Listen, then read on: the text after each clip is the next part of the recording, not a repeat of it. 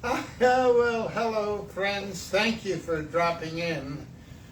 But whoever you are, Gesundheit holds you in precious light, thanks to your interest and support. So today I'm going to have an hour to mostly answer questions. I wanted to say that less than a week ago there was an article in the New York Times published June 15th called "The Moral Crisis of American Doctors." And oh boy, it is many pages of the nightmare of the modern practice of medicine and how a lot of doctors are quitting the practice of medicine. And I don't mean a few. So it's really, I could go over it. There are a lot of things I underlined in the article. But I also wanted to say and bring up this idea that there are two events that Susan and I will be at our building site, Gesundheit in West Virginia, the last 2 full weeks of July. And the first one will be Susan's week on Construct Your Humanism. And the second one will be my week, and I'm calling it Humor. Ha ha ha ha ha. And yes, they cost $800 per week, and that'll get you all of your living and yum yum in West Virginia. So happy to be going there myself, to be there. And let's see, the land has had both of their refrigerators go out. And so they need to buy new ones, and they roughly cost $2,500 or $2,800. And so if you can buy one of those or donate part of the money for it, we would be most appreciative. And boy, would they be happy down there, because it's so great to have a big refrigerator for all the guests that come. And now I can support nonstop questions. If you can ask it, I'm ready for you. So, are there any people ready? I guess you want them to call, is that it? Nope, people are writing in the chat. Oh, they're writing in the chat. Yep. There's a group of school kids that are raising funds for you. Yep. Thank you. There's good morning from Gold Coast, Australia, from Morgantown, West Virginia, and a question about whether you're against abortion. Well, I myself have never had one or been with a woman who had one. I think especially poor people, but people in general have the right to do that, because I've dealt with so many children born into families where at least one of the parents is a hostile, unhealthy person for the child, and I'll be honest with you, I would rather that child not have been born than having to grow up in such a nightmarish home. And boy, if you heard the stories I have heard about nightmarish homes, then you would understand what I'm saying. Thank you. Ta-da! And do you have another question, Mark? A lot of greetings from Peru, from Brazil, Colombia, Argentina. So, well, and what that says really is that Gesundheit is a global effort. That even though it will be located as a free hospital in West Virginia, the idea of a hospital where the cleaning staff and the surgeon will make the same salary, a low salary, and that it'll be so much fun to be there, it's a treat for people. So I hope you'll ask questions.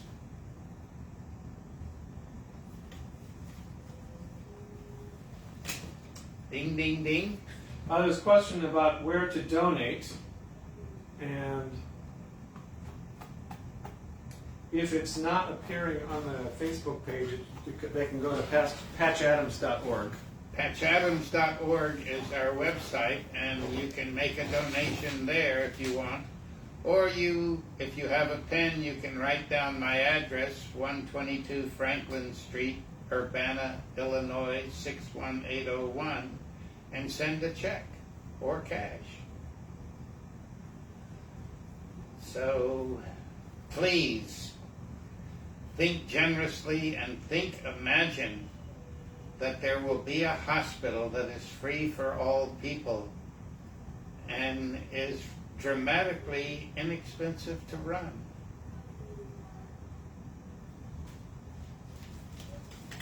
Can you say anything more about the summer programs? Construct Your Humanism, the clowning, and the laughing body? Well, the laughing body isn't happening in the summer. That's in August. Yes. Yeah. But, so that is still the summer, yes. So Construct Your Humanism will be led by Susan Parenti, my beloved partner, who I call the smartest person I know. And she will have you really look at the ways you are thinking and question them and go in directions that suit your fancy. And then I have a week with people about humor, and I didn't want to put humor in medicine. I wanted to have it sit there by itself, humor. And we'll do a lot of chuckling together and, highlight humor as important as love in the human relationship. And then the laughing body, that's Ginevra's effort, that'll be there in August. And what can we say? Laughing body. That's toes, elbows, and chins. Is that enough? Or Well, maybe you should ask Patrick about it, since he's right by here. And you want to say anything about the laughing body, Patrick? Well, what do you want healers to learn about the art of care? Because you've talked about never having a professor teach about love in medical school. Right. Well, that's why we're doing the 3 workshops that we're doing in July and August, is so that love can be a major part of the discussion and its importance. Yes, I've never heard of a medical school teaching 1 hour on loving K through 12 or in medical school itself. So it's time to put it up there with arterial blood flow. A question I get a lot when people are asking about the programs is, can I go if I'm not funny? Absolutely, especially if you're not funny. And are you bragging? So it is not so much to challenge something as to look at something raw, like humor, where it's interesting, how many times have you burst out laughing and yet you were hoping not to laugh at that person's conversation? So it's a surprise humor sometimes. Can you be a funny doctor, nurse, or therapist without having to be a clown? Absolutely. I mean, in a way, that's a question for anybody doing anything. How do you find humor in business? How do you find humor in all of the things that people do? That it's there. It's there as a major source of stimulation. There was a question here that's maybe related to that. Brian Bass says, I've always been a fan of your clowning. What advice would you give to young teachers and coaches? Well, dress like a clown, duh, and show, men's clothes are boring. And they're not sold as boring clothes. They're sold as monochromatic, dark colors and that sort of thing. So, yes, and what's very interesting is even if the patient is not funny, a chuckling doctor can find a sense of humor that suits and fits with them if they're thoughtful.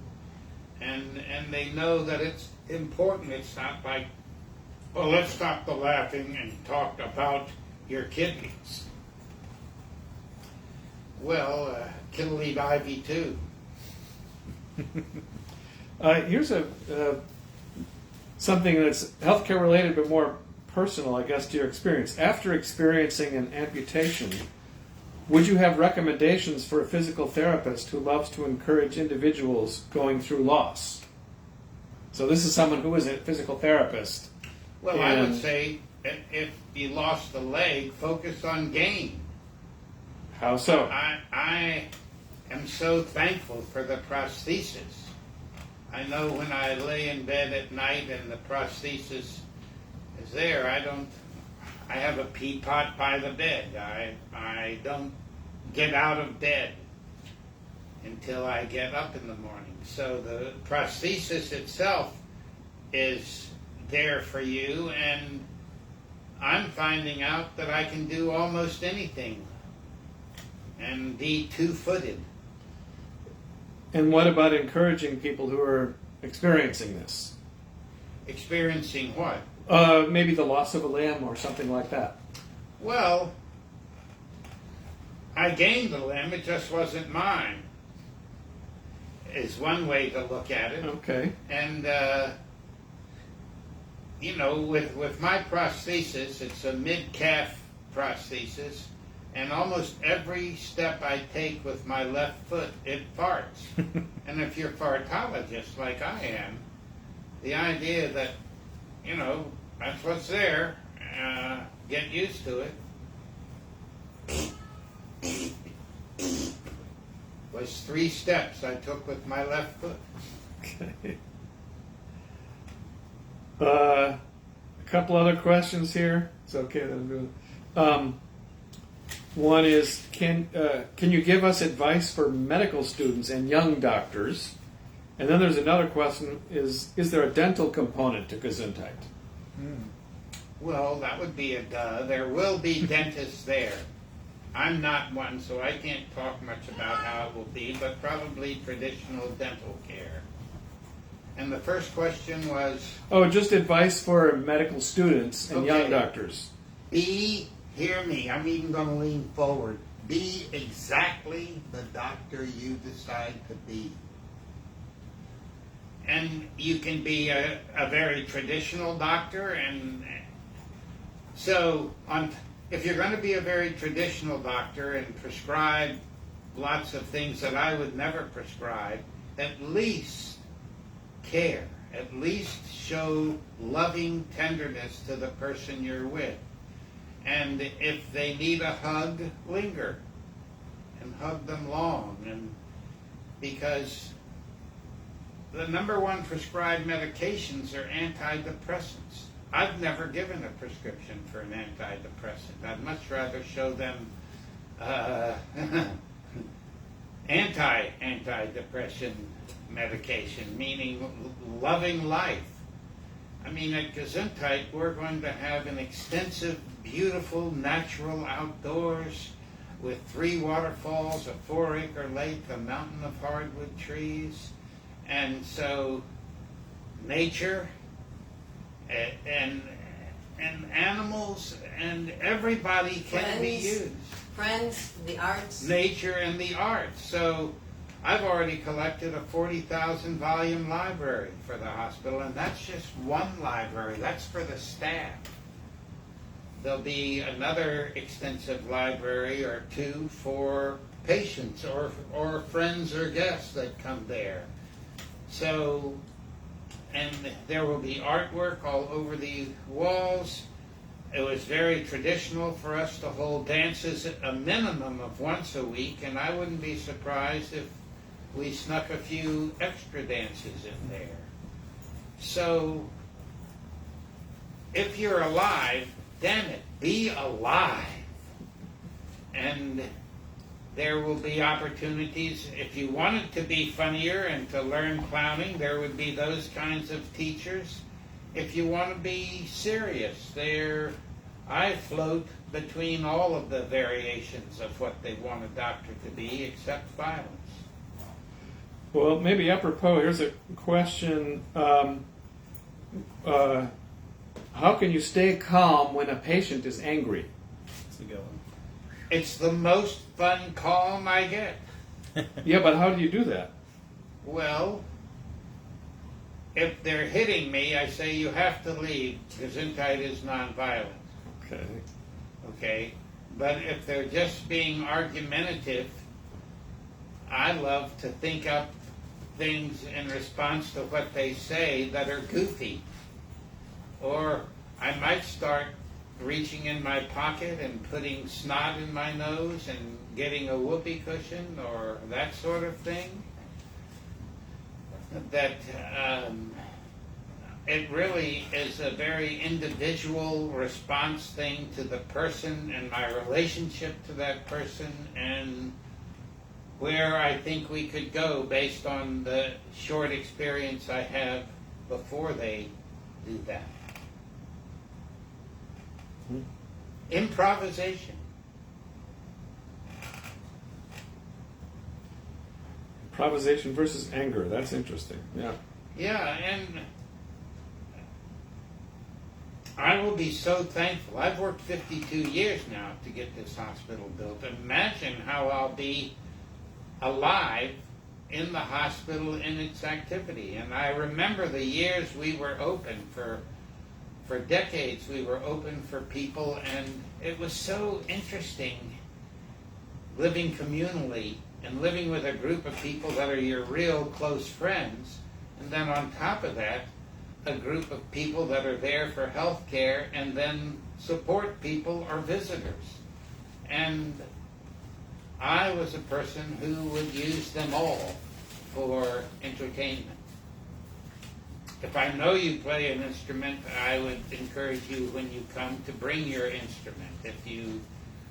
And we'll have costume closets, so there'll be infinite numbers of ways to use silliness and love with medical work. Do you find that kind of approach is helpful when someone has chronic pain?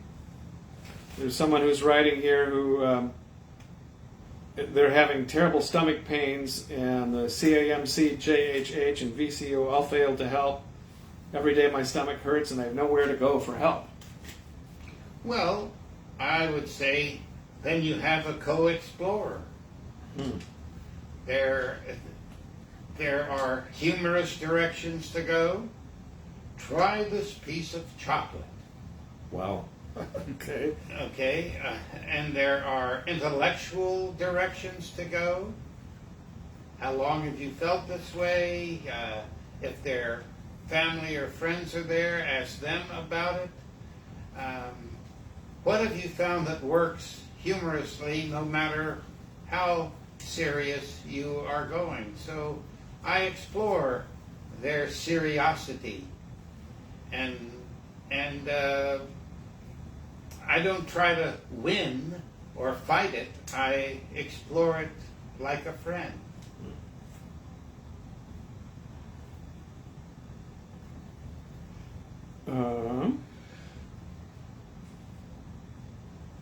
So nice that a lot of questions are coming. Yeah, it's a flow. There is one person, that a friend of ours, who is being an advocate for people who are homeless, who are dealing with brain injuries. She's been to a program before. Who is your most positive influence in your life? Well, I think Susan, my partner, Okay. because being together over 30 years and there still being a really true and sincere love in it, not yesterday's love or or whatever, that it's today's love is, and one's children are that way if they're around. And I think one nice thing about communal living and having a hospital be communal is you have all the people you live with, which are going to be friends. And then on top of that, you have all the people visiting, which are patients hoping you can do something. And then there are argumentative people, which are, let's just say, they can be some real treats because it causes you to think outside the box. Here's someone who's speaking from experience as a healthcare worker, actually a couple. Protecting hospitals from lawsuits and liabilities is ruining healthcare. It takes away from the bedside care, and it makes my wife and I sad. We are both healthcare workers, and we can't help but see the cracks. Right. I don't speak for the 100 people that will live there, but I would like it so that we keep a sense of humor almost universally in what's happening, and that we can make fun of what we're doing and exaggerate and play with that and use our imaginations for variety to see, because you can do a variety in the foods you eat. You can do variety when you have a piece of land like Gesundheit has. For a lot of people, they've never sat in a waterfall and talked with somebody behind the waterfall. And so you can offer a lot of unique experiences. We like mud pits, and most people have never experienced a mud pit, which is watery, squishy mud that you're hanging out in and covered in. And there's so many. As soon as you open the door to humor and love and friendship and these sort of things, you open the door to more things than you have time to explore. But providers, a lot of providers these days are required to have malpractice insurance. So afraid that patients are going to sue the providers, and providers are afraid of being sued. Where do you think that distrust came from? Well, the love of money. And if there are healthcare systems that aren't caring and loving to you, anger over being there can stimulate being sued. I've never carried malpractice insurance. If Gesundheit demands it of me, I will be sorry. And yet, if I'm not the boss, I would carry malpractice insurance if they demanded me to do it. And I'm not going to demand that people not carry it. Because particularly for new people in the profession, or the new people in a radical model of the profession, they can't imagine not having it. So I will play with them. If I'm not having it and they're hesitant, I will poke at their hesitancy frequently. Is there any countries that you've been to that you admire their healthcare system? I can't say I've ever been to a country long enough to be able to say yes. I think there are places where you can be poor and get care. That's really important to me. And that's why we're building our hospital in the poorest state, West Virginia. So poverty, I'm really interested in nonviolence. I don't think we will have a staff person that believes in violence. If we do, I would want to try to get rid of them. But to be nonviolent, to allow loving, to allow humor to work, and to have some extreme cases of humor and love might be nice. And just that there will be so many stimulants for people that come there, and you can find their vulnerability towards a particular emphasis. And you want to protect people from violence, and then go from there. There's a question here about saying many children are struggling with finding their identity. What advice would you give an adolescent Patch Adams, knowing the impact you've had by not being the stereotypical normal? Well, I brag that there is no TV in this house. The average American, they say, watches 5 hours of TV, which is mental destruction.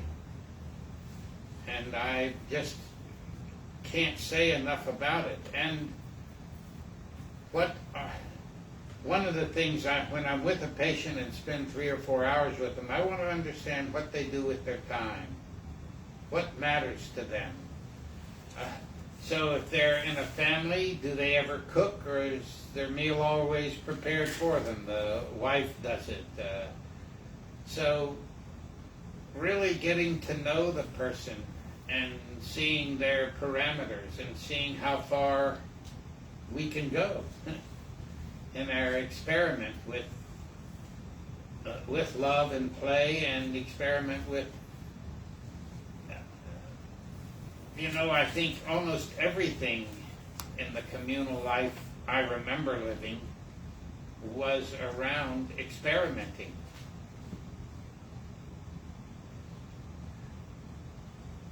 I mean, I want a world where no one alive knows what the word war means. They have to look it up in a dictionary, and it says, no way! North would be against South, it's not who we are. Here's a question for both of you.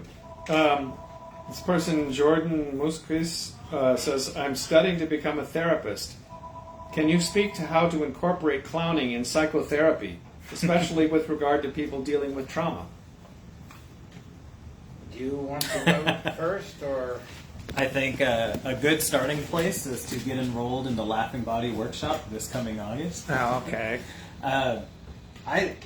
Patch is the one that introduced me into humor in medical spaces, especially mental health, where we get told about boundaries and transference and countertransference. It does seem like an inappropriate place for humor when somebody's actively suffering and coming to you for suffering. But research shows the opposite, that humor builds rapport. And in the field of psychotherapy, the biggest predictor of positive outcomes in psychotherapy is not technique, is not how serious you are, it's not how big words, or how many times you can quote Brené Brown. The biggest predictor of positive outcomes in psychotherapy is the therapeutic relationship, the relationship the therapist builds with the client or the patient. And this research has been replicated, and year after year it shows the same thing. The therapeutic relationship, that trust and alliance that you build, is the biggest predictor of positive outcomes. And one of my favorite quotes on laughter is the shortest distance between two people. So the more that you can bring in humor and silliness and laughter.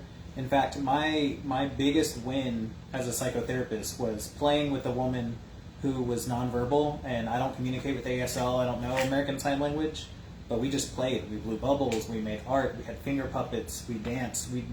It was an entire 2 hours of therapy without a single word spoken, and it was all done with play and humor. So that's my answer. It will build rapport. It's like hitting the fast forward button on rapport and trust.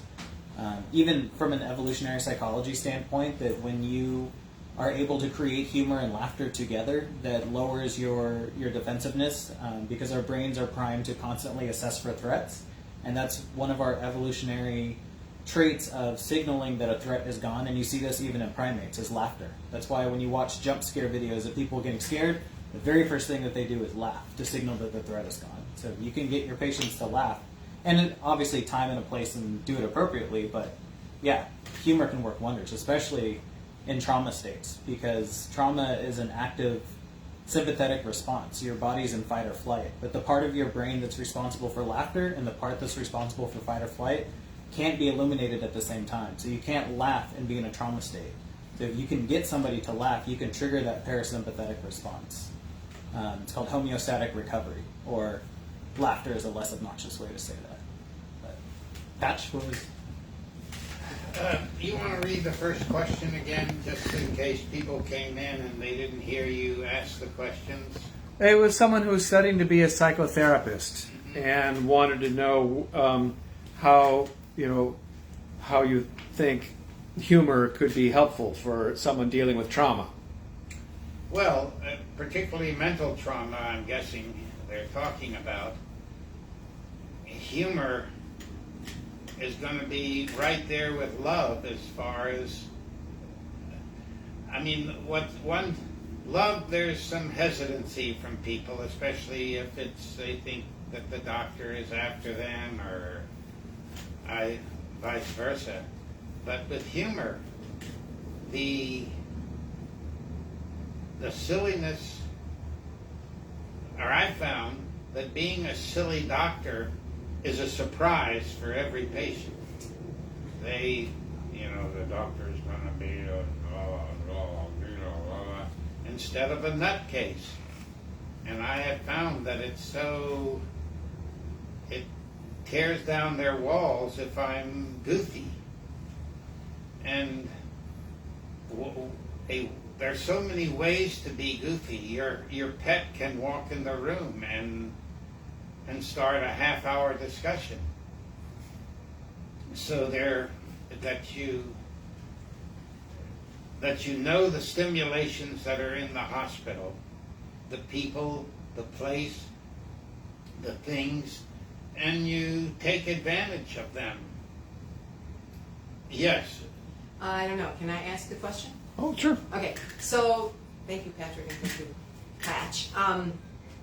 What both of you are talking about, there was a lot of emphasis on humor, goofiness, being good for the patient. And I'm just wondering, could you say that humor, goofiness, nuttiness is also good for the doctor?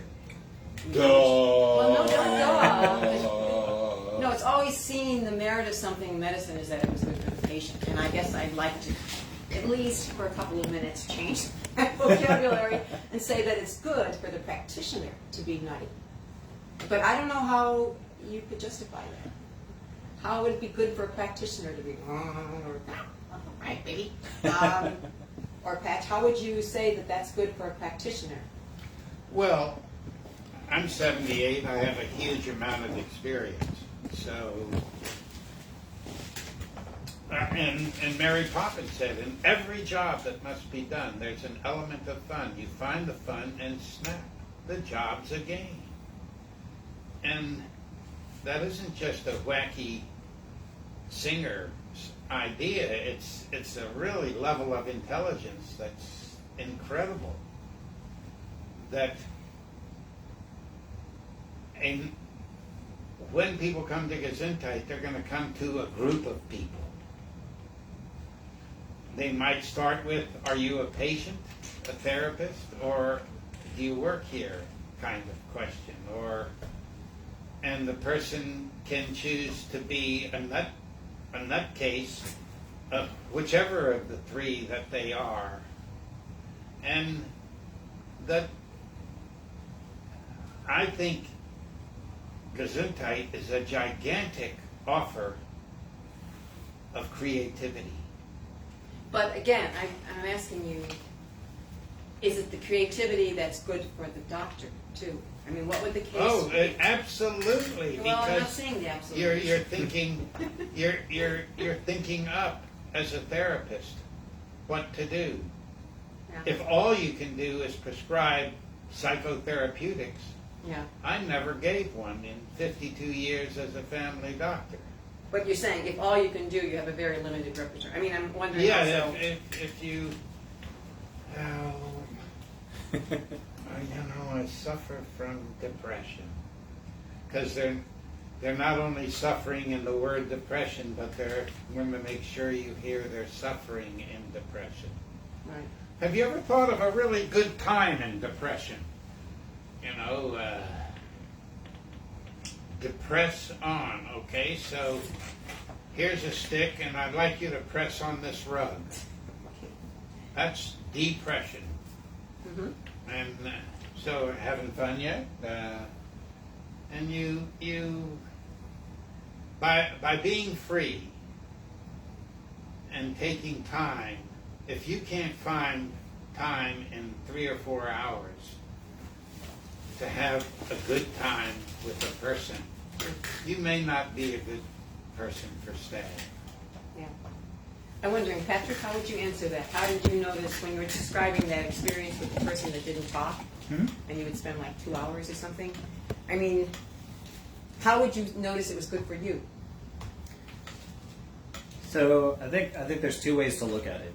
One is the bi-directional relationship between provider and patient. So when you're a practitioner, you're not just doing it for the patient. You're not just doing it for the paycheck. You are getting something back as well. If you're practicing medicine, if you're practicing psychotherapy appropriately, it's not a one-sided adventure. It's bi-directional. You should be getting from your patient as much as you are giving to your patient. Maybe not as much as, but there is a transactional relationship to it, because you have to have that humanity part. You have to have a relationship with your patient to build trust and to be effective. So that's where the humor comes in terms of the rapport building, but also in terms of protective factors for burnout. So Patch, I'm sure we'll circle back to the article, but he opened up this live stream talking about this article about moral distress that you're seeing in medical spaces and losing doctors. I'm probably going to mess up the numbers, but the last time I heard it was we're losing roughly 30,000 doctors a year, and we're only gaining roughly 21,000 doctors a year from graduation and whatnot. And part of that is that moral distress of working in a system, getting burnt out, being overburdened, and still trying to provide quality services. So humor and laughter and silliness into your job is one of those protective factors. I forgot who said the quote, but it's something along the lines of being a provider is like walking through a rainstorm with an umbrella and assuming you're never going to get wet, because you're seeing death, you're seeing grief, you're seeing pain, and you're seeing suffering every day. If you are not doing something for yourself to make the job more tolerable, like being silly, being funny, Patrick uses the term friends to describe everything. Like, your patients are not your friends, obviously with appropriate boundaries, then you are going to get burnt out. You're going to be the one walking in the rainstorm with a smaller umbrella than a larger umbrella. So that's to me is what the two roles that humor plays as a provider is: being a better provider, being a human provider, and then also your own protective factors to continue to be able to be a provider. Yeah, thanks. Yeah. Okay. And belching helps. Feel better already. So, Patch, what are we all here for? Can you read the top of the list again? Oh yeah, a reminder about the summer programs and the help with getting the new refrigerator. Okay, yes. Well, the big need is that the land needs 2 new refrigerators. And they think they'll be about $2,500 apiece. And so they really need them, and you can specify when you make a donation that you'd like this to go to a freezer. So that's one aspect that we're talking about. And that will help with being able to offer the programs. And we've got 3 different week-long programs happening in West Virginia. Right, construct your humanism. I wonder how many adult Americans would say, I have humanism. Is it 10%? Is it 50%? Because I think there's almost an assumption there that everyone has humanism because they're a human. And did Dillinger have humanism in shooting people down? I don't think so. So I think one of the important things in my 3 or 4 hours is I want to try to figure out, where do they stand with humanism? What is humanism? A lot of men think if they are married that they are the boss of the marriage. I think that's automatically a very destructive direction. So it's really trying to find out who the patient is and how you feel you can offer something that'll move them in a healthier direction.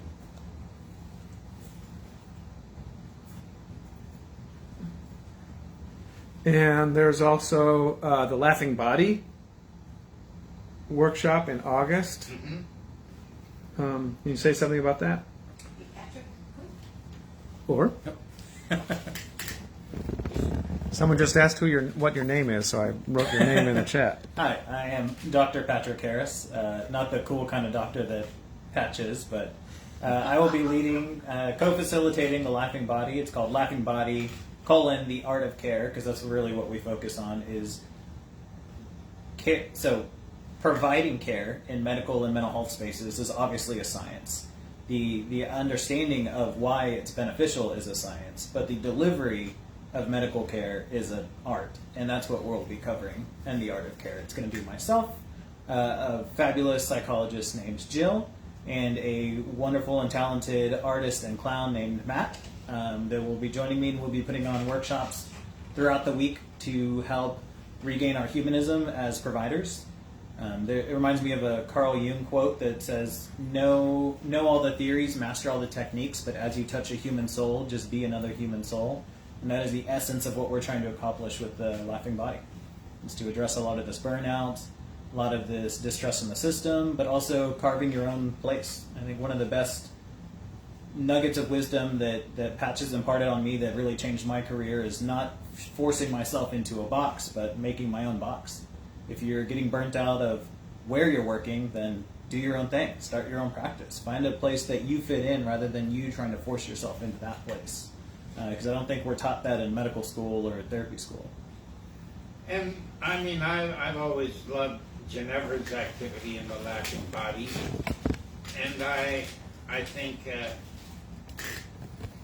if somebody was in my humor thing and said, well, what do you think about the Laughing Body? As I say, well, here's a laughing elbow. And, you know, is there any other part of the body that you would like to be part of the Laughing Body? How about the nose? And remember, I mean, in that first 3 or 4 hour initial interview, I'm trying to find out where their sense of humor lies, where their need for connection lies, so I would gear my playfulness and thoughtfulness to be useful for them. I had heard, Patch, that you have made what's called mud pits. Right. So what is that, and why do you waste time on such a silly thing? Oh, well, I mean, first, it's a lustful desire to be in one myself, A mud pit? 2 to 3 feet deep, where the rocks and sticks have been filtered out, and you put in enough water to get really gooey. And there's something about being submerged in goo that equalizes everybody. First off, everybody's the color of the mud. And that it's so, you know, let's take farting, because I'm a fartologist. And farting in a tub of water, this big bubble comes up and pops on the surface. But if you cut a little one in, because you're not wearing any clothes, in the mud pit, it may never make the top. It may not be heavy enough to push against the mud as it is in water and that sort of thing. So there's so many things to explore. If you look in a mud pit and you look around and all 10 people look alike and you can't even tell their gender. You may know their gender, but you can't tell it by looking at them. And I also heard you used to, and still do, make trough meals that people Trough eat. meal, What Why on earth would you do that? That's Well, humiliating. for variety, as they say, is the spice of life. And a trough meal, Well, what is it, number one? What is it? okay, a feed trough. So you can have something, let's say, a trough 6 or 10 to 12 feet long, Wow. and you put the food in it, and you, ideally, the best trough meal is where you have to eat with your face. And so you know, it's easy to get mashed potatoes, but regular sized potatoes are a little more difficult, and you might even see if someone will join you and they eat that part of the piece of meat and you eat the other part, and then you come together and kiss. So they're so. But when don't the- you think that's a lot of time spent? Because the mud pit takes you like 2 days with helpers, and then the trough meal similarly, and that's just like a lot of time spent on ridiculousness. Well, I mean, think of the traditional psychiatrists we grew up with, where for days they would talk with you about your mother, Yeah. especially if you didn't get along with her or dad or something. So, I mean, I think the mud pit might be more for the staff than the patients, because it's we love the mud pit. It might be said by, if you're going to have 100 staff, it'd be easy to find 15 people that love the mud pit, love what it does, the squishy and ooey gooey and that sort of thing, as well as they have 3 patients there that they can't wait to see how are they in a mud pit. First off, are they without their clothes? And because when we were open, clothes were really optional. And so it's an exploration. Thanks.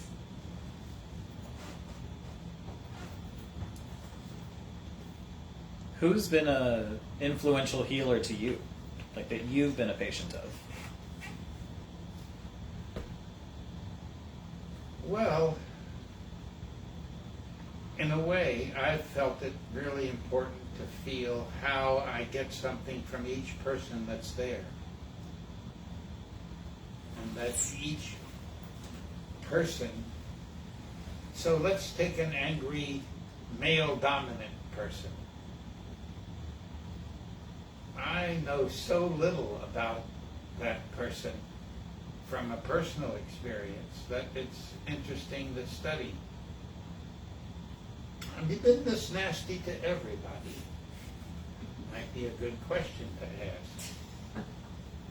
And what I found when our hospital was open, you find your mind is set to humor and love and engagement, and so you do those things and then see what happens. And I'm fascinated by it because I'm studying it myself. The numbers of people who are suicidal in our world, and we saw so many of them, you have a chance to find out pretty quickly that they're usually fairly dull. Because if they're interested in other things, they're much less suicidal. And so, then how do you find something that they could be interested in? You know, I could use some help in the garden today. Can you give me some time? Or riding horses, or whatever. You can, if you're with a nerd who is just grumpy as can be, say, what about a game of chess? Do they need to win? Do they show thoughtfulness in their playing? Those kinds of things. So for an inquisitive, thoughtful healthcare professional or person who lives there, or even is just visiting, they can discover. For some people, I know that the person could use a walk. And I can think of then who of all the people that are there, if there are 100 people that live there, and then there are 40 people filling the beds, and then there are another 30 people visiting, I can choose between a lot of people who I think might affect this person. What about the fact that Gesundheit wants to make or invite people who are working in the hospital to also live together as part of being a community? What spurred that on? Why do you connect creating a community with forming a hospital? There's not a single hospital I've ever met where people leave at 5 and then walk across the street and have dinner with their fellow workers. I've never seen that phenomenon of solidarity amongst hospital workers. So what brought that? Well, you see it.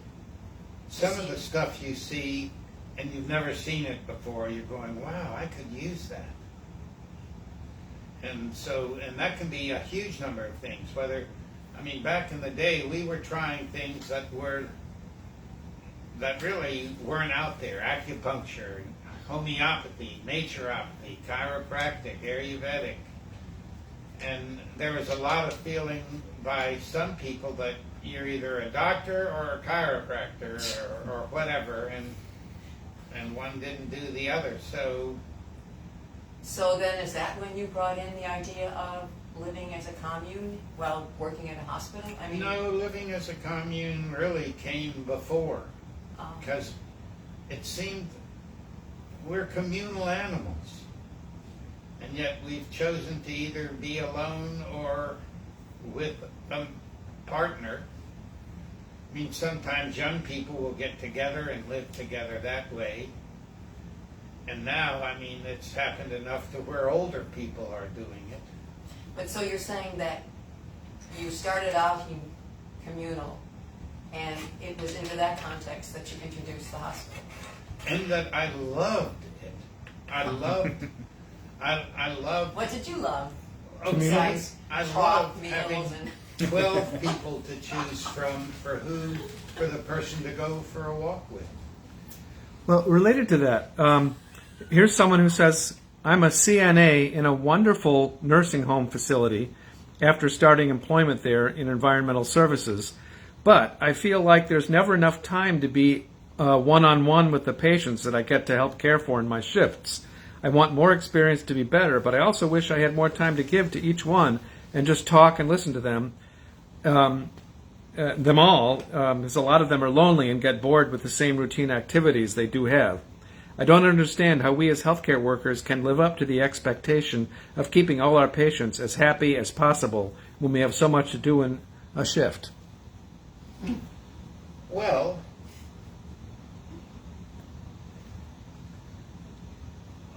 would you rather do great with one person in a shift and mediocre with 8? I mean, I would rather be great with 1 than mediocre with 8. And you can find out, because I can remember when I had 8 to 10 minutes with a patient, I could design the 8 to 10 minutes.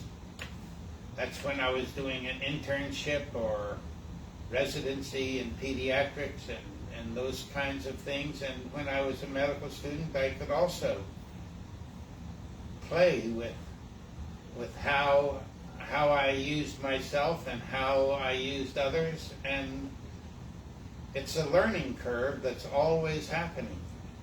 It's not like you've done your 3-year residency in pediatrics, and so you're ready to jump into peds work at 10-minute intervals or something. And so I could not be a doctor in their system.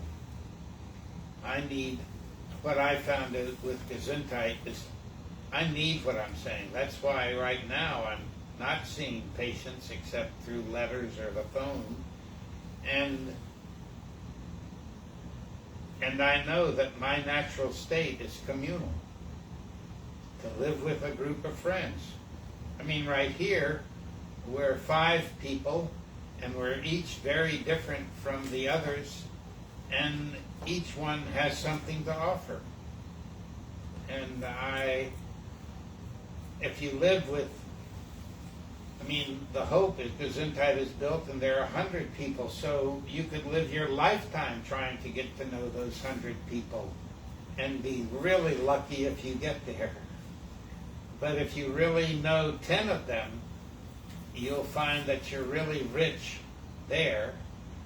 What's interesting is that those 10 can have 5, but none of them are part of your 10 list, and that you just have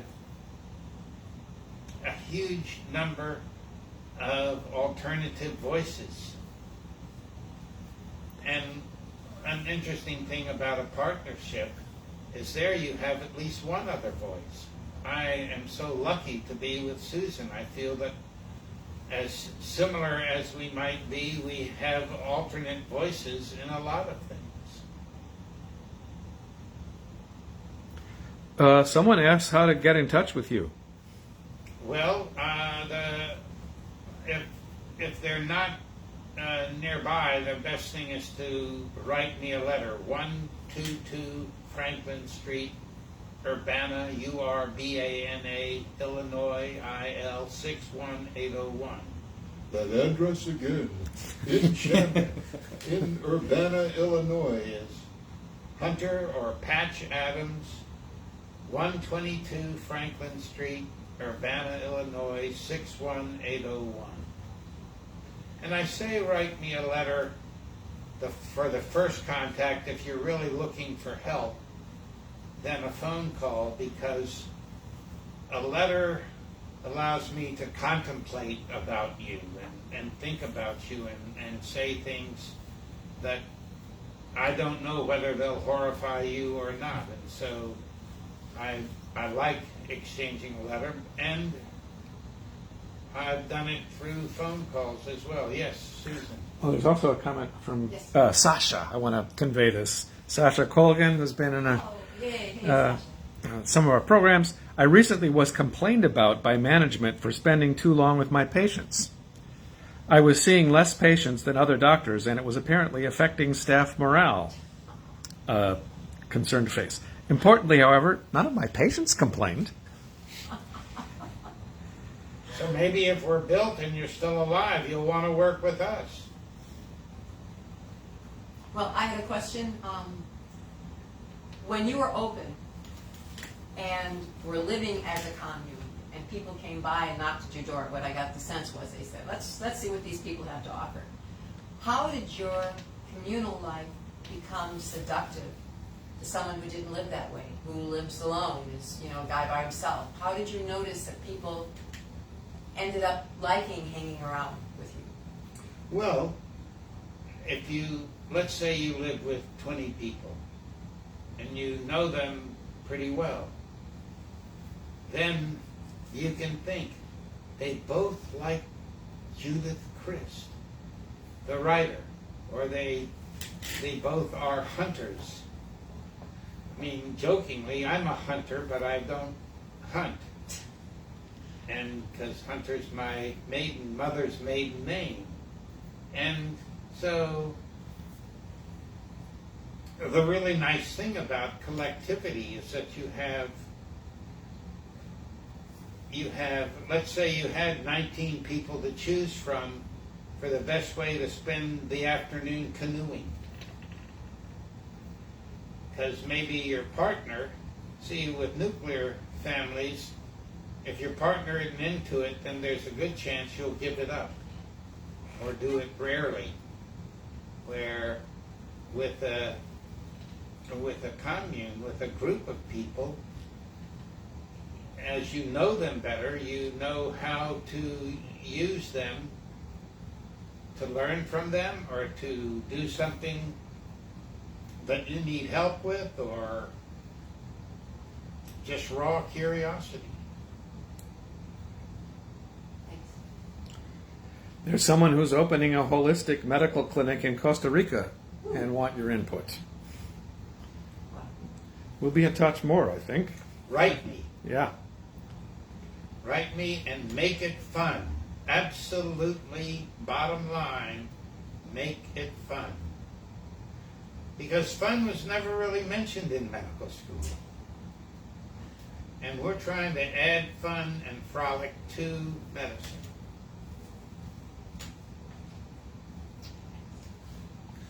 Sorry, I interrupted you. You were going to ask something earlier? No, Patch has described that when they were open as a commune, somebody would knock on the door and they'd come in and they would be greeted not as a patient, as a sick person, but just interesting person. And that one of the first things you would do, partially as a trick, is that you'd get the person to be helpful, like cutting the onions for the dinner. And so the person would go from thinking, oh, I feel terrible, I want to kill myself, into, okay, they're asking me to cut the onions up, okay, I guess I'm sort of useful. And then you would sometimes suggest to this onion cutting visitor, well, why don't you go over there and talk to that lady? She's brand new and she feels really shy. And so then you described that this person was now living a multi-reality. First they came in feeling miserable, then they became useful cutting onions, and now they were suddenly given the task to go and make friends with someone.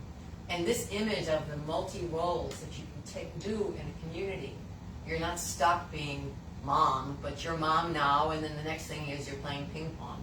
Always just entranced me, because I thought that gave a person a whole gamut of selves that they could play with. Help me milk the goat. Right. You know, I had an invention that actually I got a patent for, a sensual box that gave you maximum stimulation to all your senses at the same time. It was on 8-foot rockers. And I would put people through that, and they'd go, what is this weird thing in your bedroom? And it was the sensual box. And so you're aware of all your helpers. For a lot of people, more country-like people, they may be much more interested in working in the garden than in talking with you. Or you can share, you've got 2 new people, and you'd say, look, Charlie, you're really good at working in the carrots. Can you take these 2 people out and have them work with you in the carrots? So that, or whatever, if you know the activities happening, all of them are at your disposal. Thanks. There are still questions. It's 5 o'clock. There are greetings from a lot of places. Colombia, Peru, Scotland. My doctor gives me 2 minutes and doesn't listen. I can't find a doctor to change to as I'm disabled and don't have decent insurance. What do you suggest? I feel like giving up on doctors. Well, know when we're open, we'll take you. Okay. And yeah. Well, what I can tell the people is, I can come back with them and say, doesn't it sound like you'd really like and wish that this hospital were built? Become part of its building funding. Thank you. Because that's because it's all well and good for us to talk about what we're doing, but it's nothing like showing it in a communal setting, what it is. Especially, our West Virginia property is paradise. That there are 3 waterfalls, so you can have little groups on each, behind each waterfall. And there are just so many treats. So, thank you for being interested. And let's hear your feedback and we'll see what happens. Thanks, everybody. How many bodies are there? I don't even know. There's 116 watching, 123 watching right now. Over 1 or 2 hours. Wow. Well, let me just say to all of the people I know, let's have a kiss and a hug, and feel free to write me a letter. It doesn't have to be an inquiring, deep letter for a doctor. It can be a goofy one, but I answer all my mail, and I'm quick. And you are still available for workshops and speaking engagements? Absolutely. As a matter of fact, before COVID, I was on the road 250 to 300 days a year, 82 countries in every state many times, earning about $1 million a year, and that's why we don't owe any money. And we're hurting more. Remember, please, to get those 2 freezers for the land. Please, they need $2,500 each. And wow, it's if you are liking what you're hearing, I've just begun to introduce you to what we'll be doing there. So let's get built and show and make medicine not the vulgar, greedy business. In the U.S., the #1 reason you lose your home is your medical bill. And I'm told 80% of bankruptcies. I've never caused either of those things. So, yum yum and whoopee whoopee. I have to go to the grocery store. And I want to go to the grocery store. Was that fun, Mark? It was, yeah. Yeah, it was awesome. Patrick, it was fun. It was amazing. Yeah. And for you, Derek? Yeah, it was fun. I was in the back doing tech stuff. Let's see. People asking, what's the turnaround time if someone to write to you? You are pretty fast in writing to people. You get usually, you get your letters and then you run upstairs and show them to me and then get right on writing. Right. The 2 weeks I'll be gone to Gesundheit in July, I can't write letters, but Right. that'll be the first thing I look at when I get home.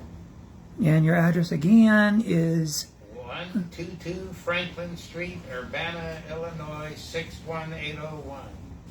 Probably, I was afraid you were going to tell your phone number, and I think that's not a good idea. how about a poem to close us out?